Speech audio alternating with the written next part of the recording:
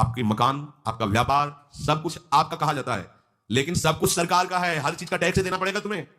पानी का भी टैक्स देना पड़ेगा, मकान का भी टैक्स देना पड़ेगा, और तुम भी जो करोगे वो पैसा दो सरकार को। टैक्स तुम ऐसे फ्री थोड़ी जा नहीं होता, देना पड़ता है ना।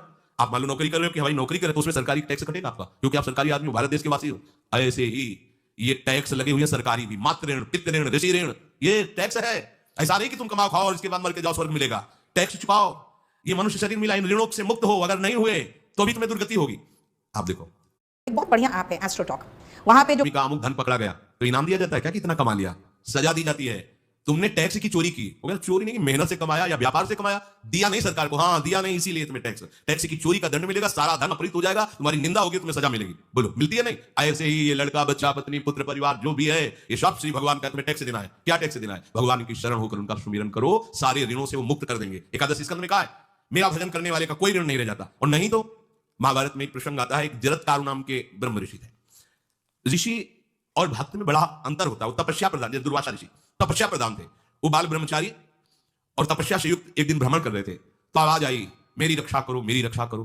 तो उस आवाज की तरफ बढ़े तो देखा कुएं में उल्टा लटके हुए हैं बहुत से ऋषि, और एक केवल तंतु है, एक केवल तंतु है जिसमें दो चूहे लगे हुए उसको भी काट रहे हैं, एक काला और एक श्वेत। तो उन्होंने देखा और दयालु हो गए कि ऋषियों मैं तुम्हारी कैसे रक्षा कर सकता हूं। तो उन्होंने कहा कि ये जो दो चूहे हैं रात और दिन है, और जो हम लोग हैं ये तुम्हारे पितर हैं। ये चूहे तुम्हारी आयु को काट रहे हैं, एक तंतु हमारे कुल में केवल तुम ही हो, और तुमने तपस्या की ठान ली, ब्याह किया नहीं, गृहस्थ धर्म में गए नहीं, पुत्र हुआ नहीं, तो तपस्या में भक्ति में एक दम है कि सब ऋणों से मुक्त कर देगी। ये बात ध्यान रखना, तपस्वी अलग है, भक्त अलग। इसलिए पीछे चर्चा आई थी कि तपस्वियों से भी अधिक, ज्ञानियों से भी अधिक, कर्मकांडियों से भी अधिक वो मेरा भक्त योगी होता है।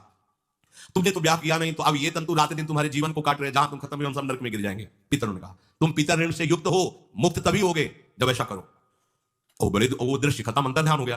वो बड़े दुखी हुए कि क्या करें, तो उन्होंने मन में निश्चय किया कि ब्याह तो करूंगा पितरों के उद्धार के लिए। इतने बड़े तपस्वी हैं जरत्कारु जी, बड़ी महिमा है।